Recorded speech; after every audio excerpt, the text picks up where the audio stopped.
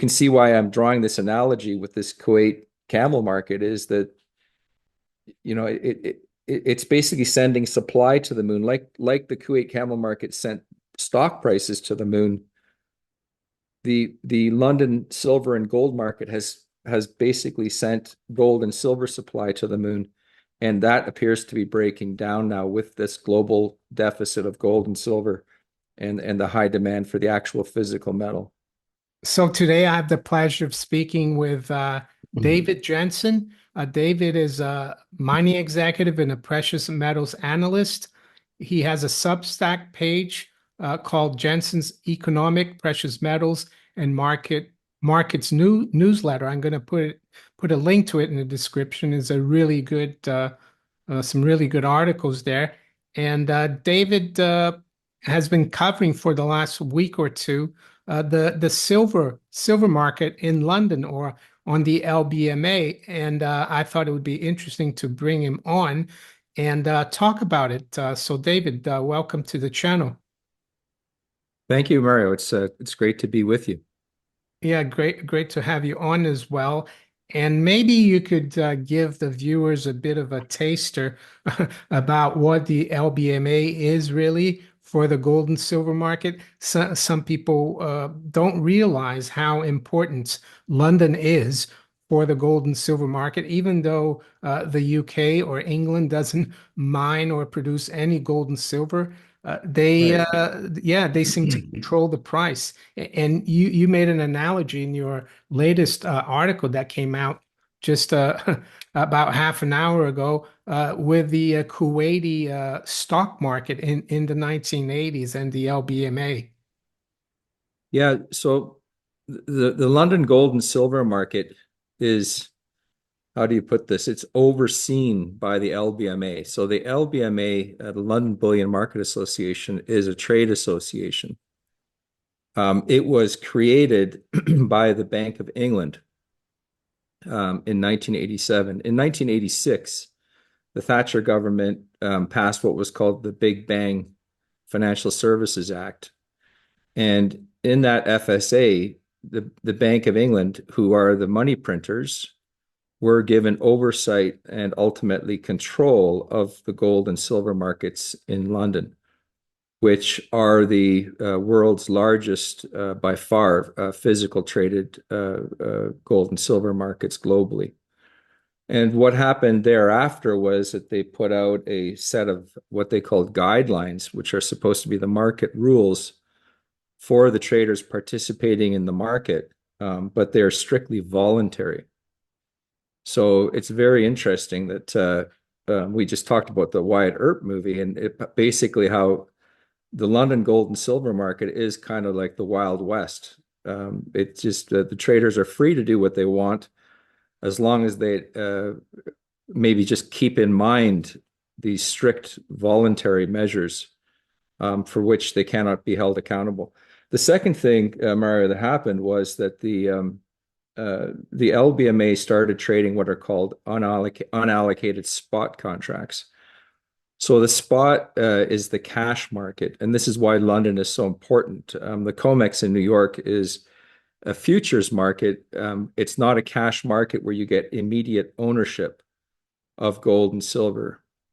And so I've been focusing in on the silver market in particular because the claims that appear to be in this silver market in London are so vast compared to what we know is silver production, and what we can see is available in terms of the world's vault stock of silver. But the estimate is that there's roughly 5 billion ounces with a B in terms of claims standing in the London silver market itself. So what we have really is that the Bank of England was able to create or convert gold and silver from being physical, real assets into virtual assets.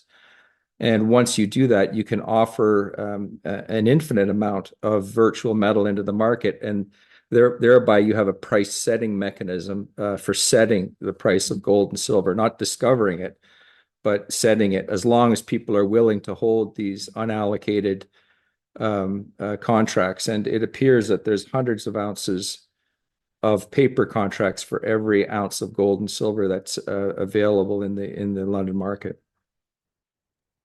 And some people might say, well, if they were trying to control or suppress the price, they haven't done, I guess, a very good job on gold, because as we speak here, gold is at 26.20, the spot price.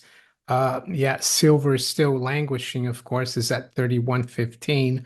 Sure. But what do you think is the true purpose of having the LBMA and having the bullion banks set the price instead of having true price discovery for real physical gold and silver?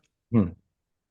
Well, we saw in the decade of the 70s, from 71, August 71 to 1980, what happens when you run loose monetary policy, inflationary monetary policy. And what happens with gold and silver is that gold went up by 21 times in 9 years, and silver went up by 24 times in 9 years. And the amount of investment capital that went into gold and silver to seek shelter from these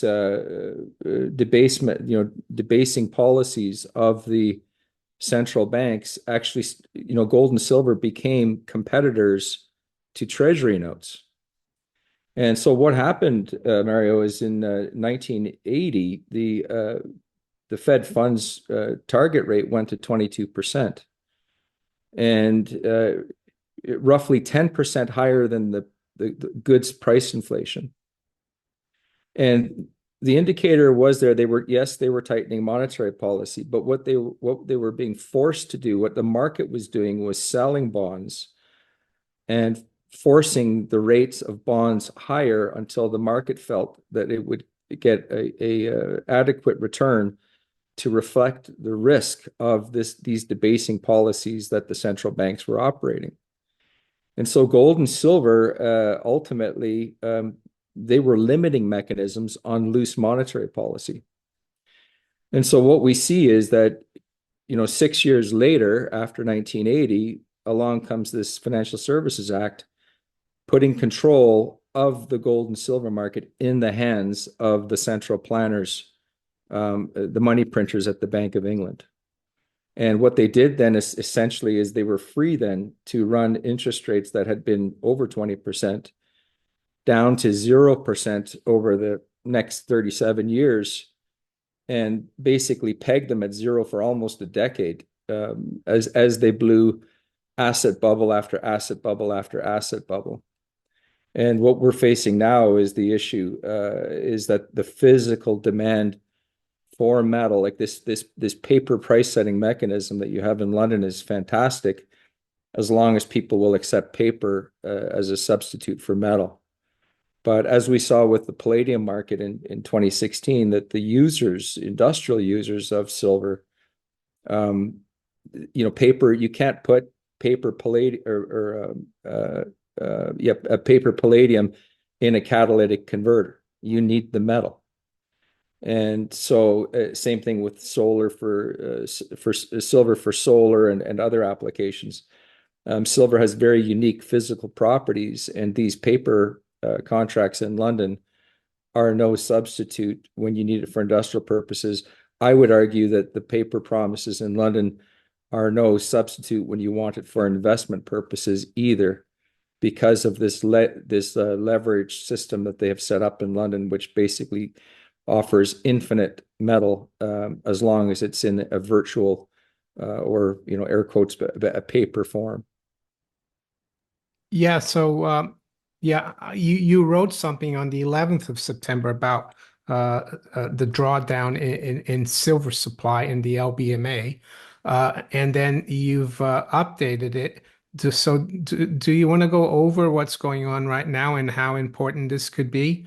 And do you mind if I share your latest? Oh, yeah, Yeah. please go ahead. I'd be happy to discuss. Maybe you can talk about it because this is quite important because David, I was looking with silver or gold where it is.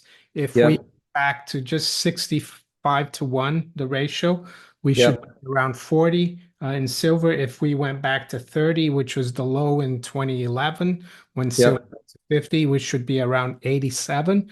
And if we went yep. back to the historic 15-1, silver should be 175. And I think I know we've been talking for the last, well, for many years about this price suppression of silver, but Yeah. uh, I think there's very little downside in actually holding the physical because I think things could be changing. So I'll let you go Yeah, through. well, just a quick note here on context. If we look at the 1980 high price of gold at roughly $850 a month or an ounce, I think I was on a weekly basis. The amount of money, the money stock in the system, or measured by M2 it's not a perfect measure, but we'll use that. The amount of money that's in the system versus 1980 is 14 times greater now in 2024 than it was in 1980. So you've got a 1,400% increase in the amount of money in the system of M2. Gold in round numbers is trading at 3 times the 1980 high price. And silver is trading at 60%. It's down from the 1980 high price. And yet the amount of money, the amount of currency debasement is 14 times what it was in 1980. So that sets the context of how undervalued silver is, and gold for that matter still. But my view is that it can run many times in terms of what it's at, where it's at right now. But again, touching on this article is that we're looking at these vault stocks in London. The estimate is 5 billion ounces of cash market claims, and I make the point in the article earlier that it reminds me of that Souk Almanac, which was the Kuwait camel market, which was a stock market. They called it the camel market. But they were basically kiting checks in that market, and then the checks were being invested into stocks in the Kuwaiti stock market. And in 1981, it ran to the point where, with this kiting of stock of checks, they were able to, in a speculative craze, drive the stocks in Kuwait to the point where it was the third biggest stock market in the world. And so they were using leverage or gearing. And in much the same way, I'm saying that they're using leverage and gearing in the physical side of gold and silver to not to drive the price to the moon, but to drive the supply to the moon, is what they've done essentially in London. And so, the question is, how bad is this? What is the level of the gearing? And we keeping in mind that we have a 265 million ounce deficit this year. If you can scroll down to that chart in figure 1, that would be great. We can just talk about that, Mario, the first chart. That's it right there. So the green band is what I call it the float. It's other London gold or silver holdings. But it's in round numbers, it's about 9,500 tons. And that green element reflects what's in the London silver vaults that's not claimed by ETFs. Now, of that green band, some is available to market and some is not available to market. And so there's two elements here. One is that since 2022, in rough numbers, that the amount of silver in the London vaults has basically flatlined. It has moved up and down a little bit, but not materially in terms of the entire amount that's in the vaults. And this is kind of curious because we have a 265 million ounce deficit this year globally, and there's a quest for physical silver in the market, and yet the vault stock was not drawn down. If it's available to market, and the fact that this is a cash immediate ownership market where the metal brokers could turn to get silver, this you would think would be drawn down, and it hasn't. And then the second indication is there in January 2024, so earlier this year, there was a drawdown, right where you're showing there with your pipper. was that there was a drawdown in the vault stock there in January. And if you scroll down to the second chart down below, we can see that there was a concomitant spike in the lease rate up to 3% with that drawdown. So that drawdown there in January appears to have stressed the market in terms of the volatility and the implied lease rate. So that's the cost of borrowing metal. It's an indicator of physical availability. We have a market which is trading promissory notes, so it's a very poor indication of physical availability because there's no real price discovery on a physical level in terms of supply and demand. When you have infinite virtual supply that can be smashed into the market, you can peg the price, you can blow the stops, and you can, for a period of time, you can set the price where you want. But what ends that system is physical demand. And what we're looking for here is signals of how tight is the physical demand and versus the supply that's in the market. And it appears, if we can go to the first chart again, Mario, it appears that drawdown was enough to spike the lease rate, the implied lease rate up to 3%.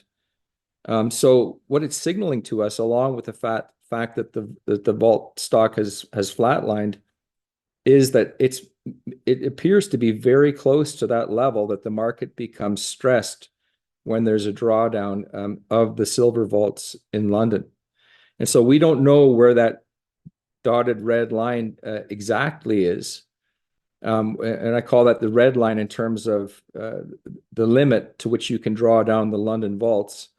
But it may be much closer. There may only be 30 or 50 million ounces available in London in a 1.3 billion ounce global market, facing a 265 million ounce deficit this year, and in a market in London where there appears to be of the order of 5 billion ounces of claims. And I go through the process of how we got to that 5 billion ounces, but it's using the LBMA's research that they've published on their website. If we go to the Alchemist magazine, issue 63 back in 2011, they stated that in the gold market that the actual trading volume was 10 times larger in terms of gross turnover versus what they were posting on their website, which was net turnover.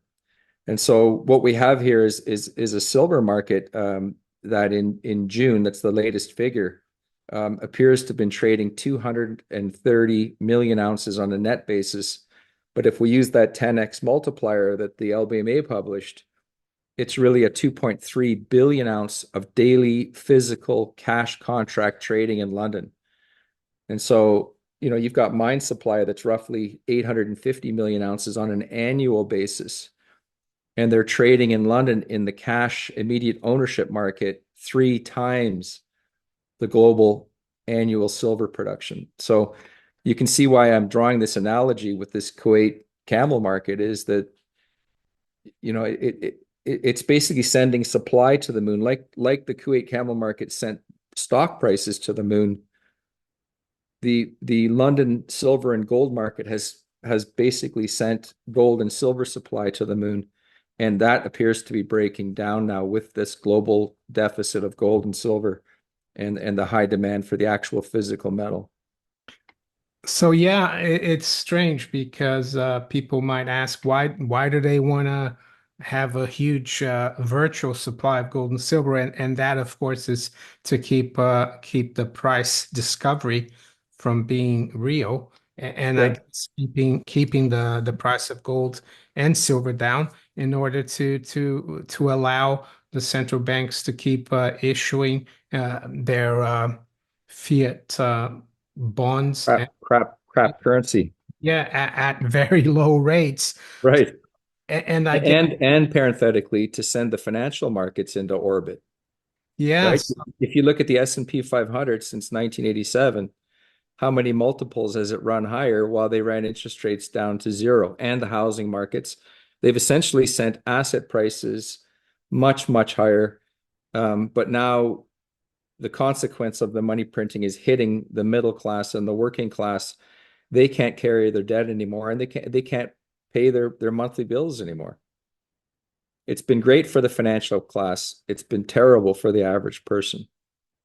Yeah, I agree. It's what they call financialization. And what's your feeling? How do you think it's going to end? Because as we speak here, we've got Hmm. the Dow at 42,000. I think it was around 850 when gold went up to 850 in 1980. Yep.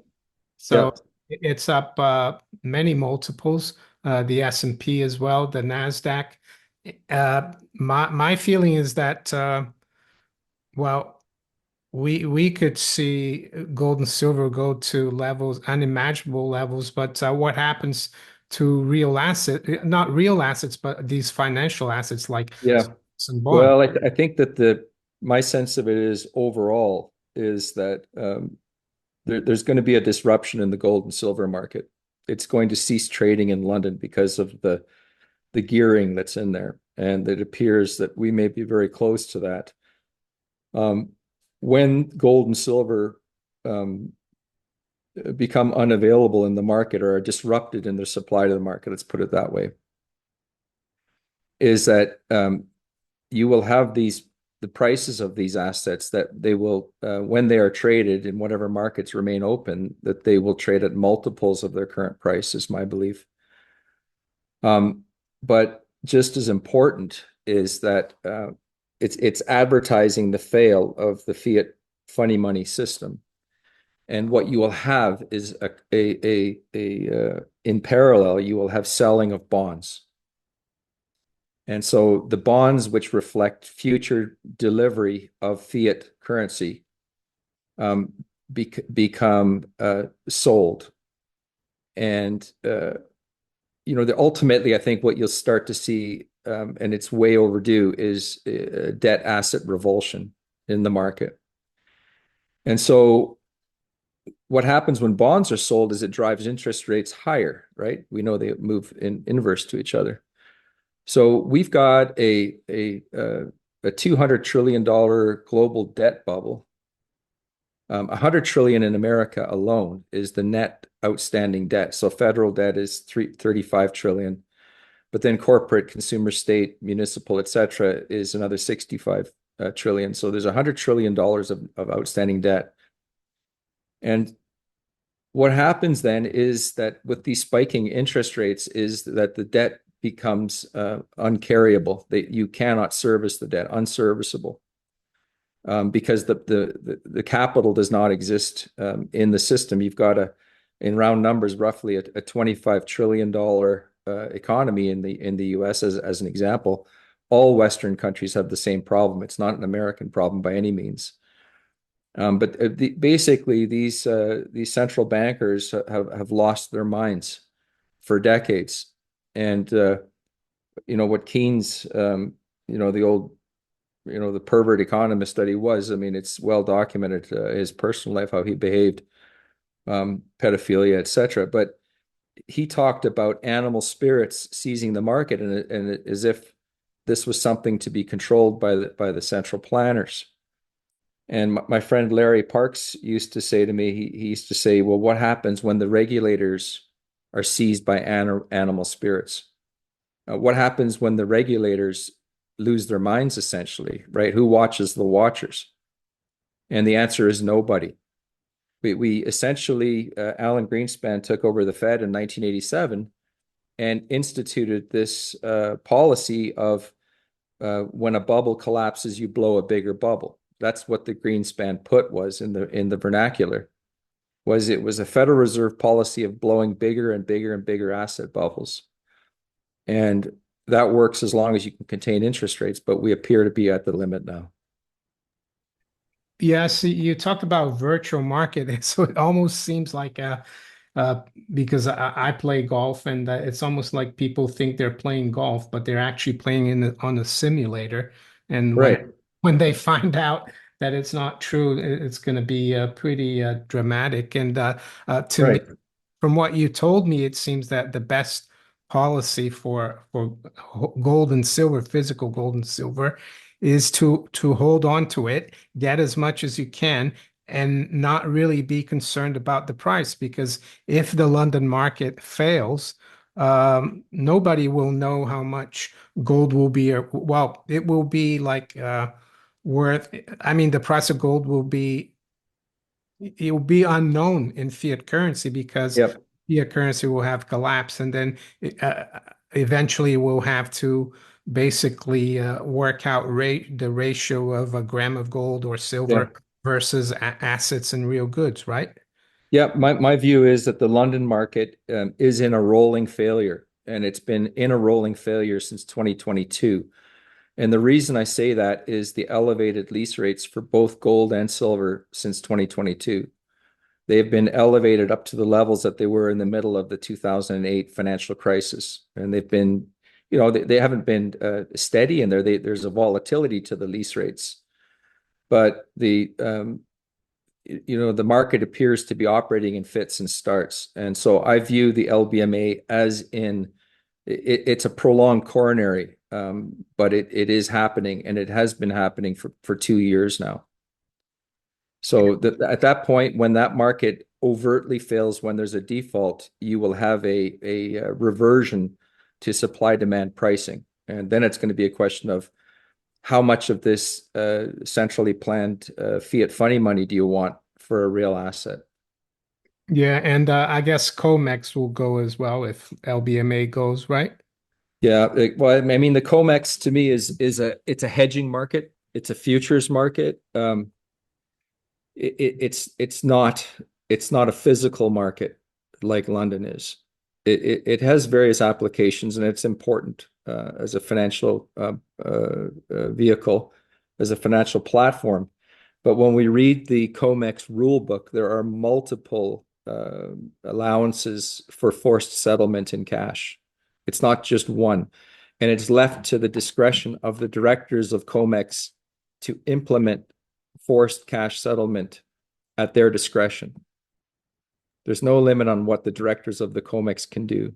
Yeah, but what I mean is, if there's no price coming out of London, it will be Yeah, difficult to set a price anywhere in dollars. right, Yeah. right. Then it becomes I'll take the metal. Yeah, that's right. And is just a final question, David.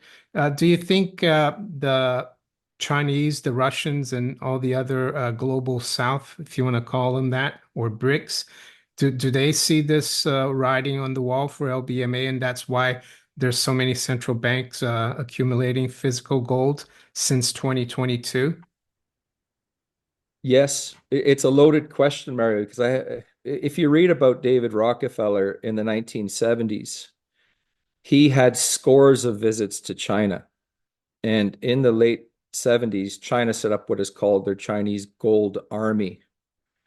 And when you read about the Gold Army, it was instituted to deal with everything gold, from transportation security, mining technology, assay technology, et cetera, et cetera.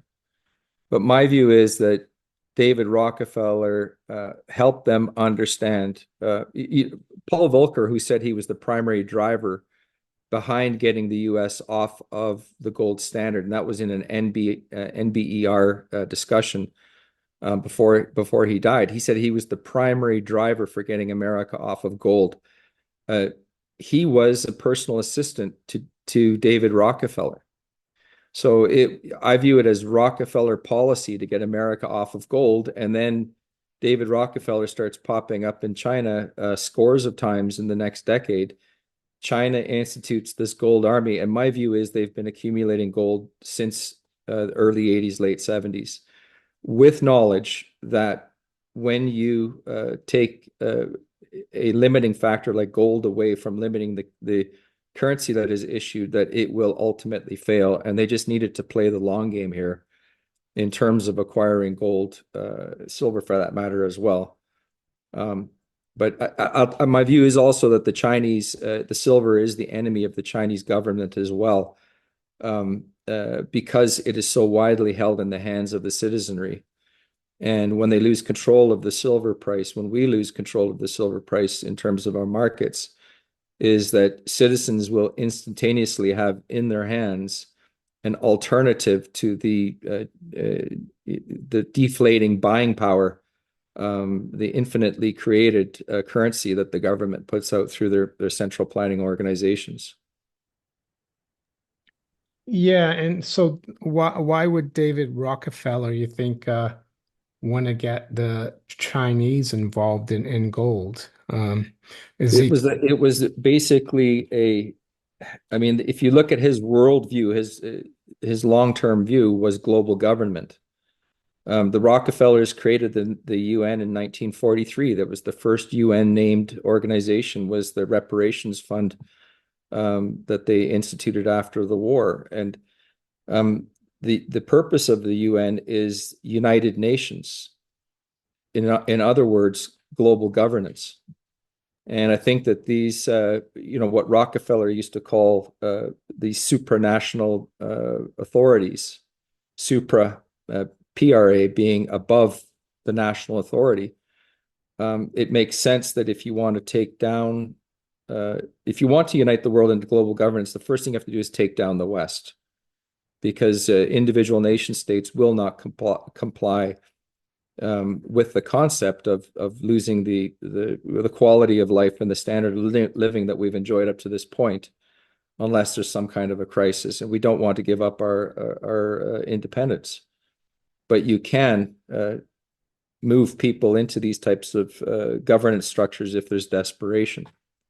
So I'm kind of speaking offhand here, but this Yeah, is my long-term view of what I can see. The only way it makes sense to me.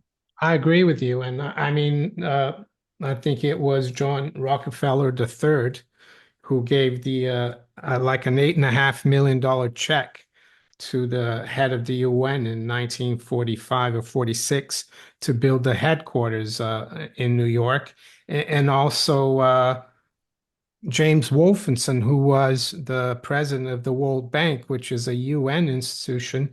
He said to the Stanford Business School commencement or graduation, or he just went there, I think in 2014, and said Yep. he talked about the big shift that they're trying to make the rest of the world wealthier to balance the Yeah. world.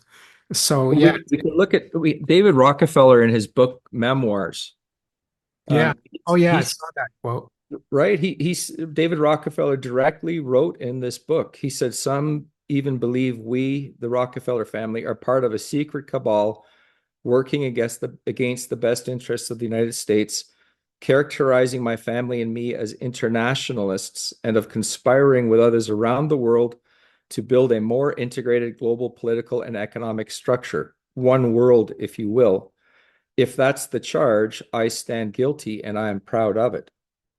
Right. So this is not our conjecture. This is Rockefeller's direct statement. Yeah, And no, I've seen that one as well, and you show it to people, and they still think it's a conspiracy theory. So, right. do you think, though, there's hope for people like us who believe in individual liberty or and sovereignty that Yeah. if the virtual market of the LBMA is exposed and the fiat regime collapses, would Yeah. that be like hurt the Rockefeller plan, or is that part of the plan? Well, let me put it this way. Like, first of all, frauds always collapse. They always collapse. They're always revealed. It takes way longer than most expect. But when they do fail, the collapse is rapid. Even if a publicly traded company doesn't meet its quarterly targets, you see stock corrections of 15-20% in a day. And that's not with total failure, that's with not meeting expectations. So I think that this fraud, and it is a fraud, selling paper metal in London in the cash market. Um, when it fails, the price containment of gold and silver is going to become is going to be unleashed in terms of its ability to control. It would fail. Let me put it that way in better terms, more direct terms. And so the silver, this 25 billion ounces of silver above ground, it's not in 1,000-ounce bars that can be delivered on exchanges, but it is in the hands of the public.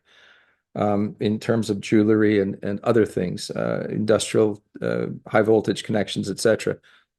But what you will see is that this 25 billion ounces, which has been frozen for decades because of its inability to reflect value as the price of everything else went up. Silver went down by 40% since 1980.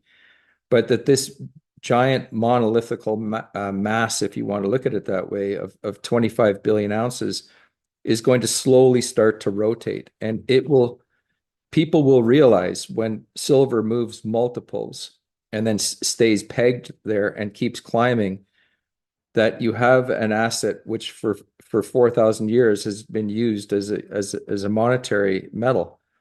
And I believe that what you'll have is a global awakening and institution of use of private money.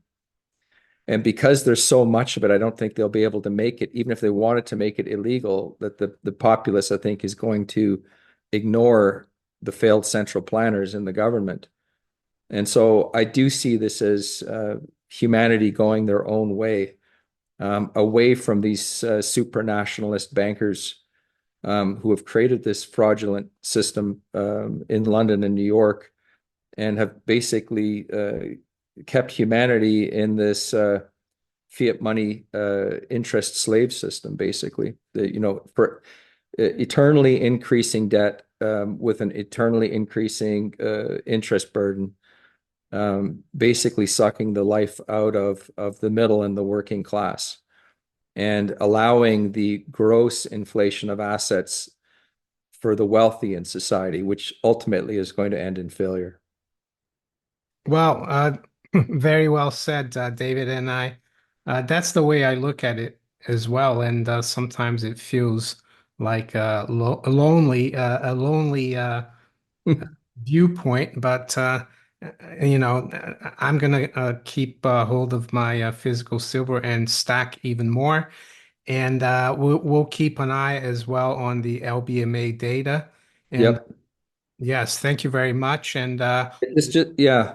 Just a closing note here. Like, people ask me, how high do I think the price of oh gold yeah, is? I was thinking about that. Uh, Yeah. yeah, So I think, and and I'm not being cute, but I think it's the wrong question, because I think that we're going to reach a point where, because of the currency crisis that is inevitable, and the bond market crisis, I do believe that there are going to be things that you will not be able to acquire that you need if you don't have a valid medium of exchange. And we've seen this with, Argentina had this peso crisis in 2002, and all of the food stores shut down when they did the overnight deval. It was like a 60% or a 70% deval, because the food store owners did not want to sell their food for this unreliable government currency. And they said, well, if we take the currency, how do we know they don't have another 60% overnight, announced overnight? But because society needs to keep working, keep functioning, what happened was that street vendors opened up to buy and sell food to allow life to go on. And the medium of exchange that they used, they couldn't get US dollars out of the banks. But the medium of exchange in society became individual links of gold necklaces. yeah, And you had no way to assay it to even know, but at least the vendor was getting something of value back. So this is what I think happens in these crises, and I think it's inevitable that it happens again. yeah, and that's why you need to have some like constitutional silver from the US. I have Yeah. the equivalent from the UK, which is pre-47 or pre-1920. I even have some of the Canadian silver coins. So, Yeah. David, th thank you very much. And this was really interesting. And let's hope the LBMA mechanism fails very soon. Thank you, Mario. I enjoyed the discussion. Me too. Thank you.